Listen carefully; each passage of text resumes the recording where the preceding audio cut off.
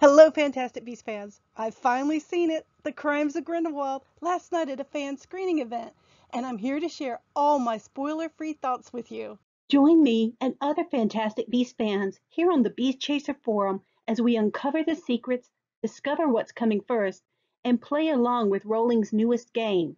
And make sure you hit the subscribe button as well as the bell notification so you'll be notified when videos post and won't miss out on the next clues. First, let me say a bit about what type of review I'm sharing. Mine is for Wizarding World fans. This channel serves the fandom, as will this review. I'll be honest for sure, but I'm not trying to be a film critic. I won't be talking about lighting and sound and special effects.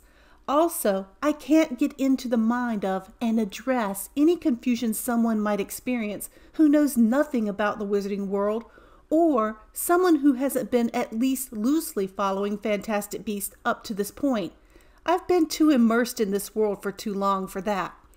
So, with those clarifications out of the way, on with the review. I loved it.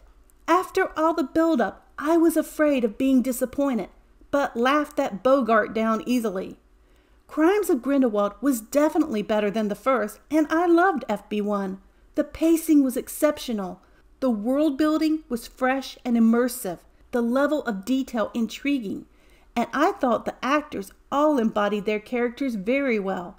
I particularly like Jude Law as Dumbledore, Eddie Redmayne as Newt, what a refreshing change of hero, and Katherine Waterston as Tina.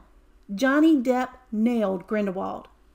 Above all, the film was engaging. I so often find myself at movies rolling my eyes at cliched setups or unnatural dialogue, but not here at all. For me, Crimes of Grindelwald is a very intelligent film, but one that can be enjoyed on many levels. There is fun woven throughout, but you also get the rich fantasy, the developing relationships, whether family, friends, or lovers. And then there's the mystery of the plot happening on screen and the hints of what's to come. What struck me the most, however, was the pacing. It blew me away. I'm the kind of person who gets very bored fairly quickly with many films.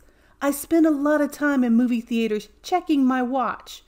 Never once did I do so with Crimes of Grindelwald. In fact, quite the opposite.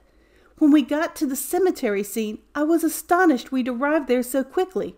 I remember thinking, oh my God, we just started. The pacing was just fantastic.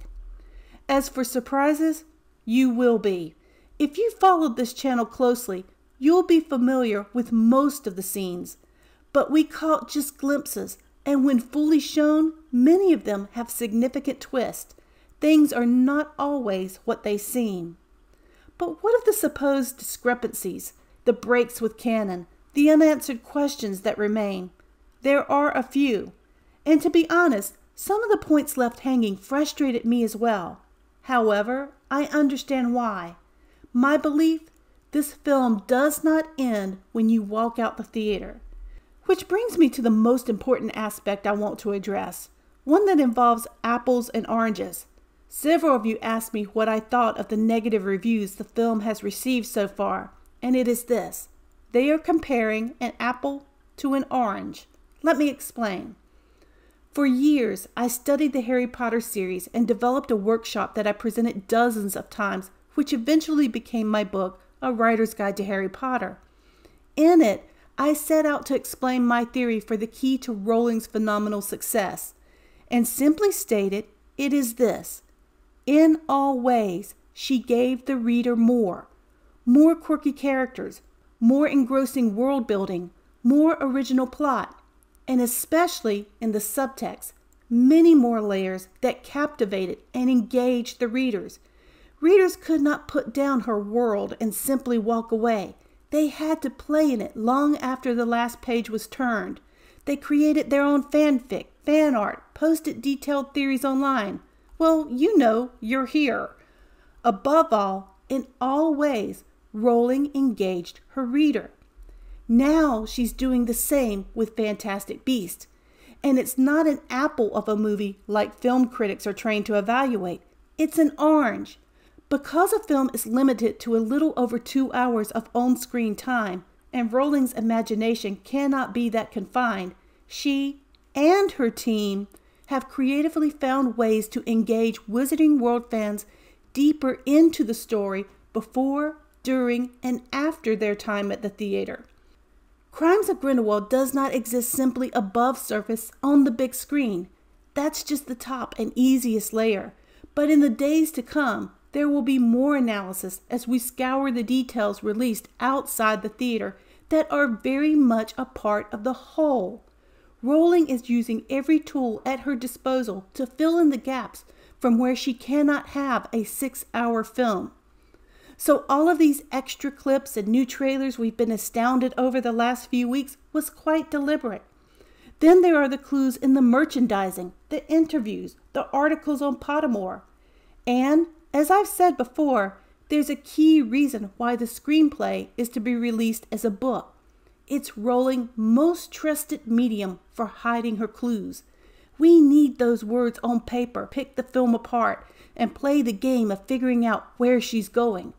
Rowling's layers have layers, and that is not the fault of an overstuffed plot. That's its beauty. In other words, what's shown on the screen during those 133 minutes at the theater is not all there is to the story. It's the whole package. And that is something different than many critics are used to. Rowling has set out to transform the film viewer's experience, just like she did the readers. Crimes of Grindelwald gives the film viewer more by offering them the opportunity to fully engage. This is only the first part of my review. Thursday night, I get to see the film again. Then, sometime on Friday, I hope, I'll post part 2, the spoiler-filled one.